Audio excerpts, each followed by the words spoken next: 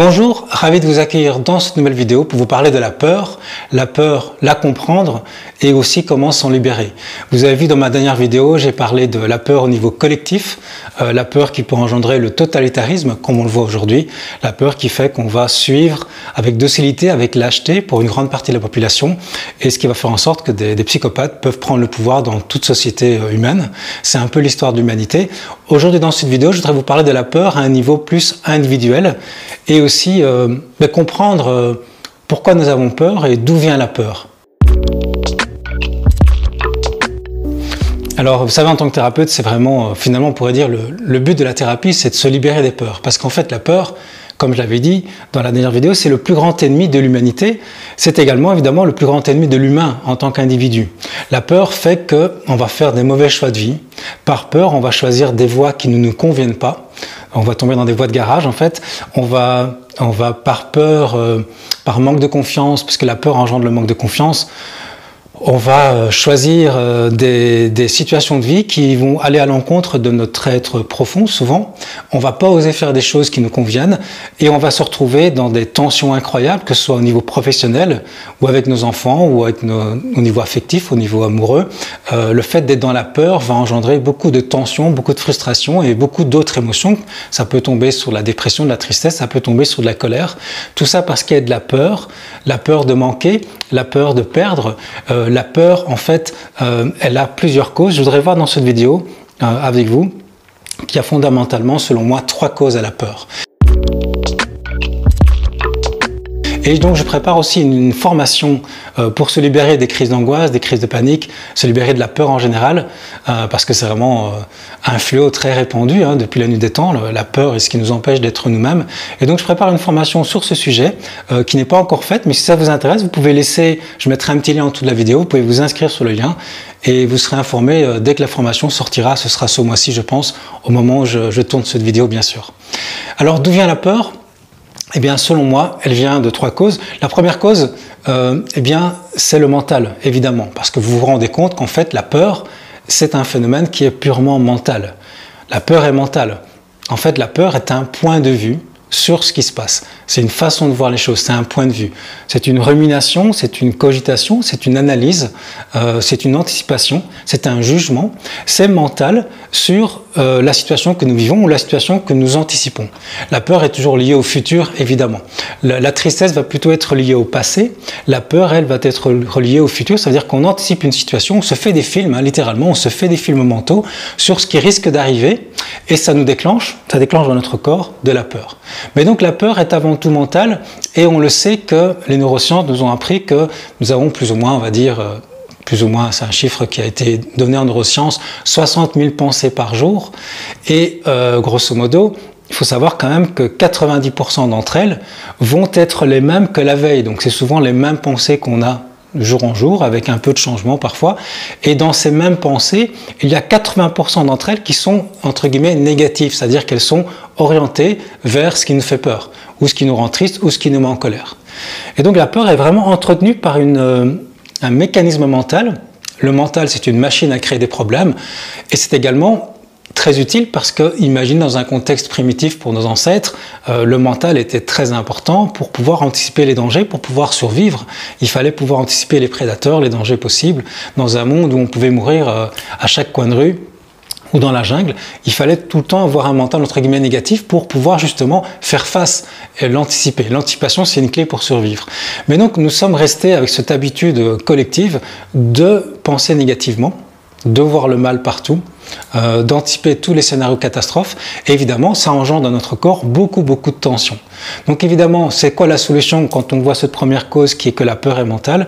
Eh bien la solution, c'est de diminuer le flot des pensées, ou en tout cas de changer notre rapport avec nos pensées négatives.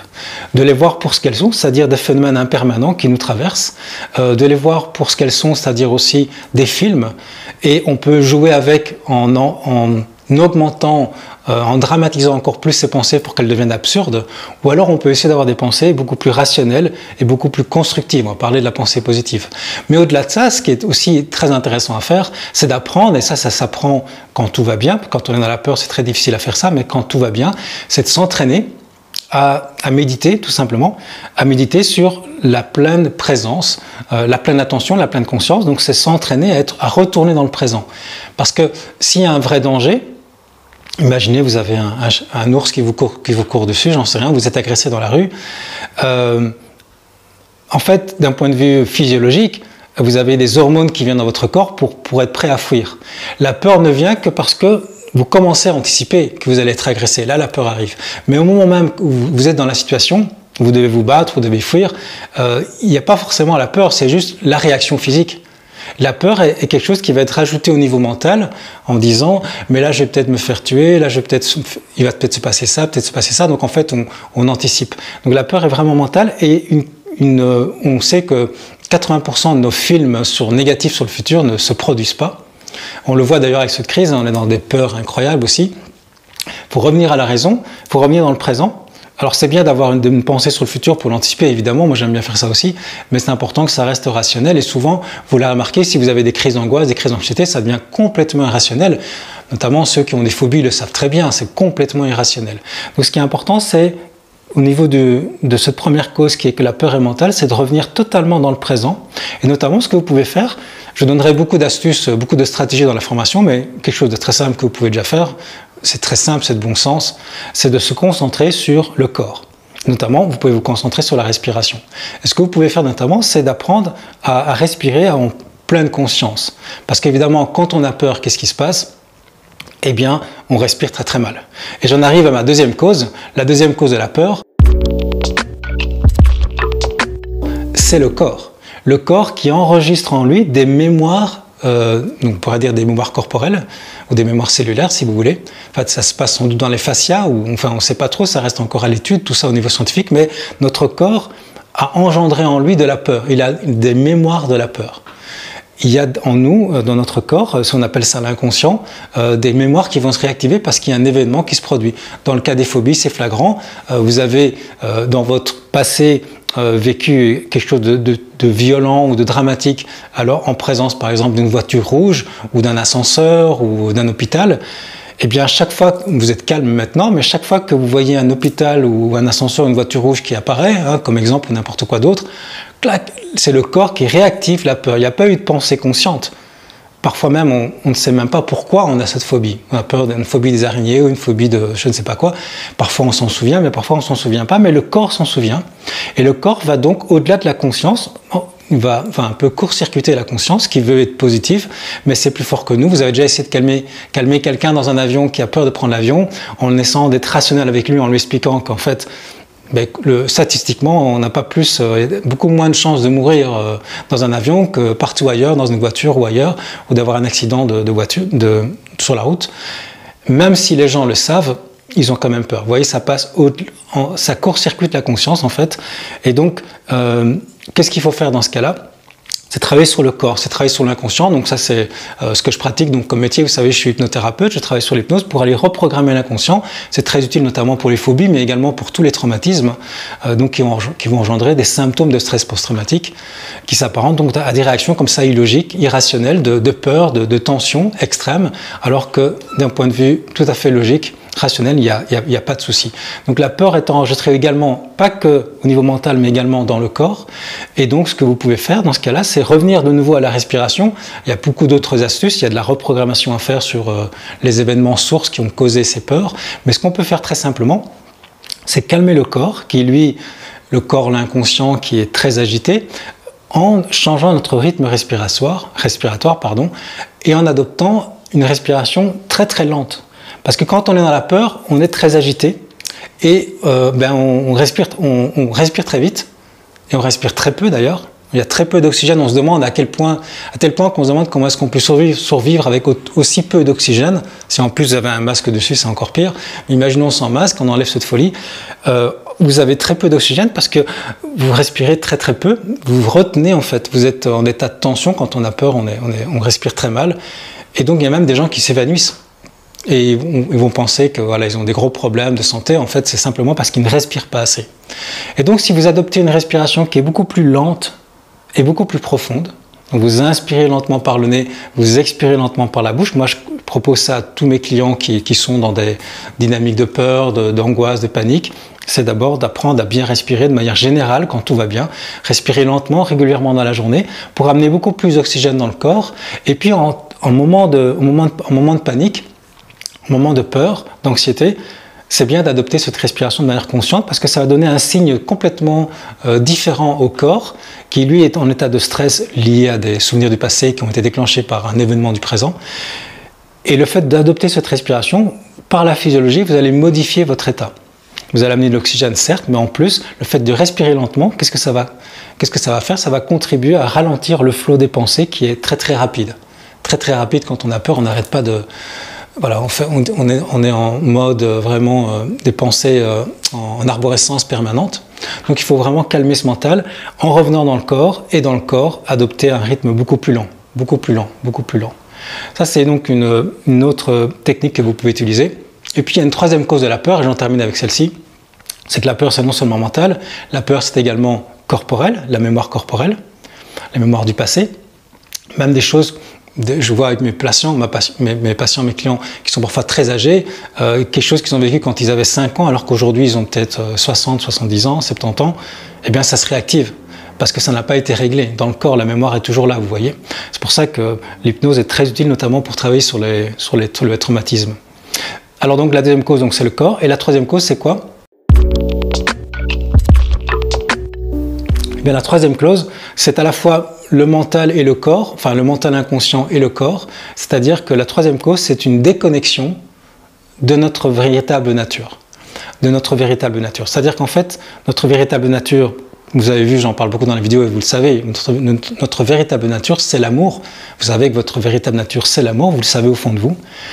Et il se passe que au début de notre vie, ça peut être à la naissance, il y a à un moment donné une peur qui est installée de manquer d'amour. Ça peut être pour plein de raisons, parce que l'accouchement se passe mal, parce que tout d'un coup, on se sent peut-être abandonné ou rejeté parce qu'il y a un manque d'amour à un moment donné dans notre enfance ou au tout début. Dans les toutes premières années, c'est souvent dans les premiers jours, les premiers mois, les 3 premières années, on dit souvent. Et donc cet événement de douleur, de souffrance terrible, parce qu'un petit enfant tout seul sans ses parents, sans tendresse, sans chaleur, c'est la mort pour lui. Donc ça s'apparente à une peur de la mort. Et donc le fait de ne pas recevoir cette tendresse ou cet amour, cette connexion en fait avec un autre être qui nous protège ou simplement qui nous aime, parce que le petit être que nous sommes quand nous naissons est très très fragile évidemment, le fait de ne pas avoir ça amène une énorme détresse, une grande souffrance, et ensuite cette souffrance est enregistrée dans le corps et dans notre mental, mais au niveau inconscient, et on est tout le temps, dans la logique de l'inconscient, menacé.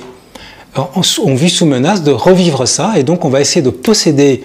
Alors, ça peut être posséder de l'argent pour pouvoir acheter des personnes, des objets, des situations pour se rassurer, posséder des relations, rester très névrosé sur le fait de rester en lien avec une certaine personne ou des personnes autour de nous, notre famille. On va avoir peur de perdre tout ça. Parce que si on perd tout ça, ça va nous ramener une douleur qui est atroce qu'on a vécue, que beaucoup d'êtres humains ont vécu. En fait, je pense que la plupart des êtres humains ont vécu ça. C'est l'expérience de la déconnexion, de la coupure avec notre vraie nature. Hein, si on rentre un peu dans la spiritualité, on peut dire que avant qu'on soit vraiment né, on est où? On est dans l'univers, on est partout, et l'univers finalement, si on rentre dans la spiritualité, c'est caractérisé par une énergie d'amour, partout qui est là. Et notre véritable nature, à ce moment-là, elle est tout à fait amour.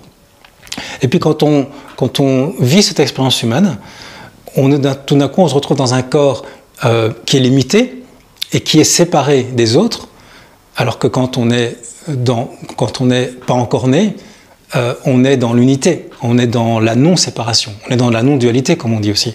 Et donc là, tout d'un coup, on expérimente la séparation, et on expérimente le froid, le chaud, on expérimente la détresse, parce qu'on a des besoins physiologiques, et puis parfois, les parents ou les gens qui s'occupent de nous ne sont pas là, on expérimente la solitude, et donc toutes ces souffrances, quel que soit le niveau que vous avez eu, mais toutes ces souffrances sont enregistrées. Évidemment, si elles sont fortes, elles sont fortement enregistrées.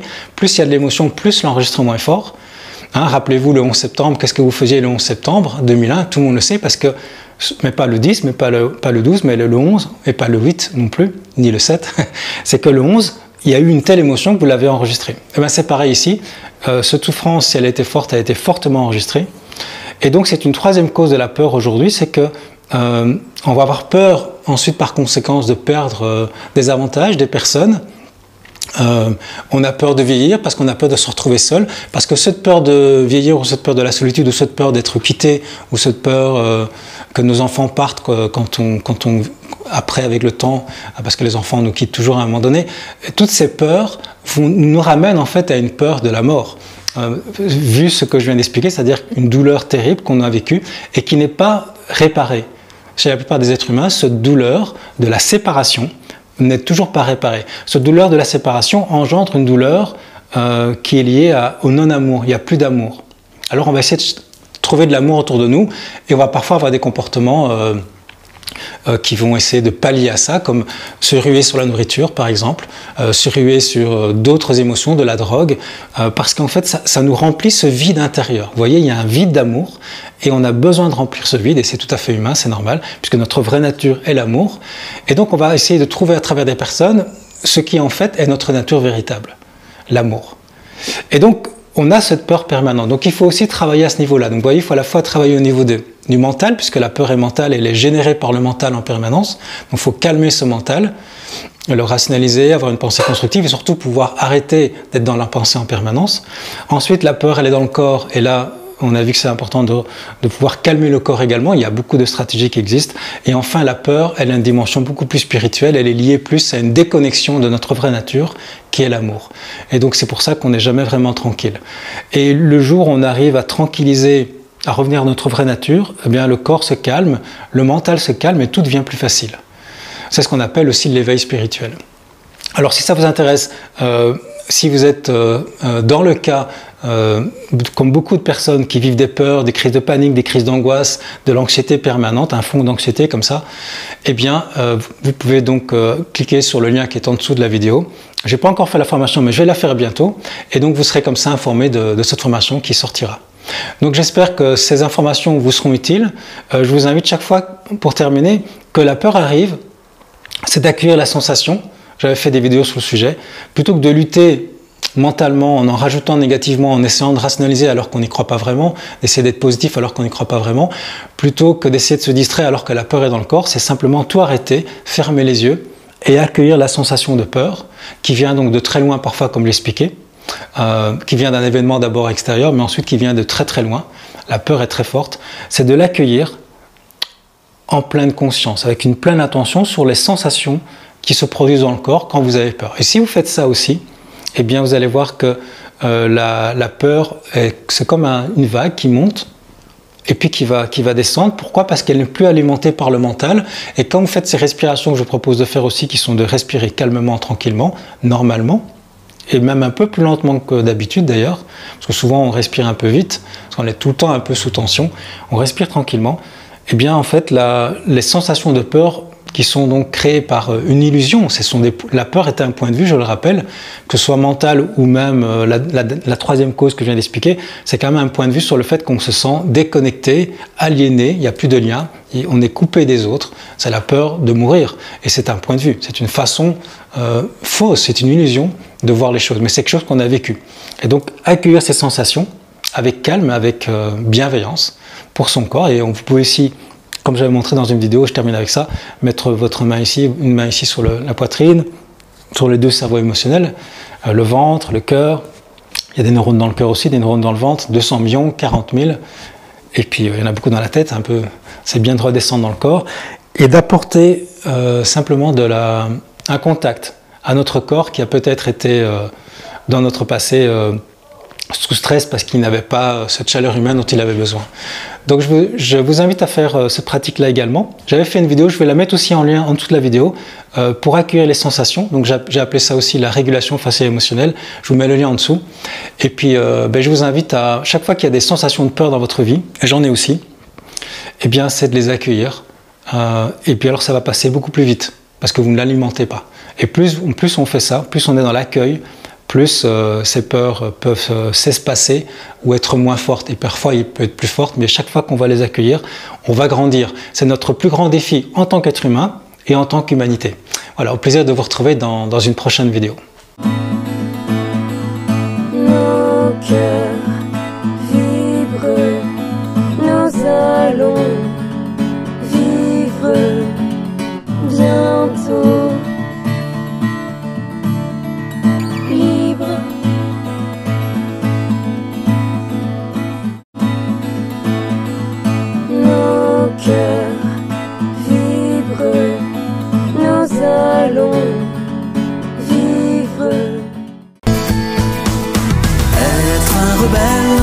sans se mettre à genoux, comme une étincelle dans ce monde de fous. Être un rebelle sans se mettre à genoux, comme une étincelle dans ce monde